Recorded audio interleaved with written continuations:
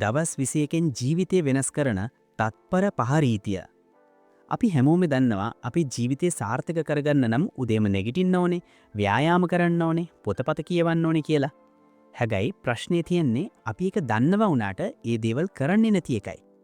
අපි යමක් කරන්න හදනකොටම මොකක් හරි බලවේගයකින් අපිව ආපස්සට අදිනවා වගේ දැනෙනවා.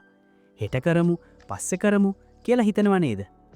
අන්න ඒ ආපස්සට අදින ගතිය තප්පර 5න් කඩලා බිඳලා දාන්න පුළුවන් ලෝක ප්‍රසිද්ධ මනෝවිද්‍යාත්මක ක්‍රමයක් තමයි 5 second rule කියලා කියන්නේ.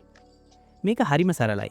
ඔබට යම්කිසි වැඩක් කරන්න ඕනි කියලා හිතුණු ගමන්ම ඔබේ මොළය ඒකට විරුද්ධ වෙන්න කලින් 5 4 3 2 1 කියලා ආපස්සට ගණන් කරන්න.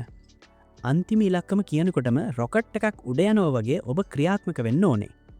මේ සංකල්පය හොයාගත්තේ මෙල් රොබින්ස් කියන කාන්තාවයි.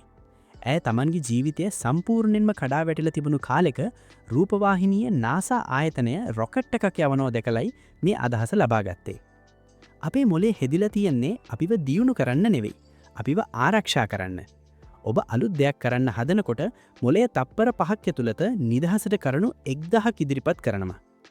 විද්‍යාත්මකව බලුවත් අපේ මොලේ බේසල් ගැන්ග්ලියා කියන කොටස තමයි අපිව ඕටෝ පයිලට් මූඩ් එකක තියාගන්නේ.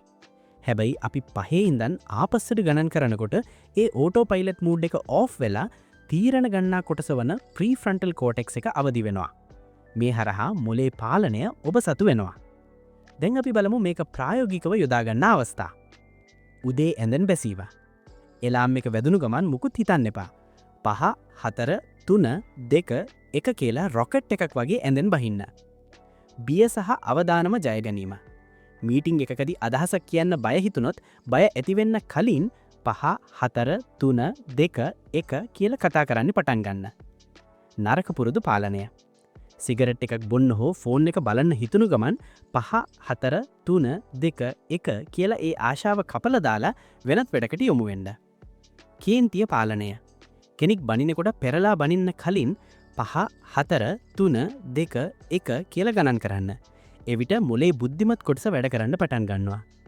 විශ්වාසය කියන්නේ නිකන් ලැබෙන දෙයක් නෙවෙයි. ඒ ගොඩනෙගෙන්නේ ඔබ ඔබටම දෙන පොරොන්දු ඉටු කරන කොටයි.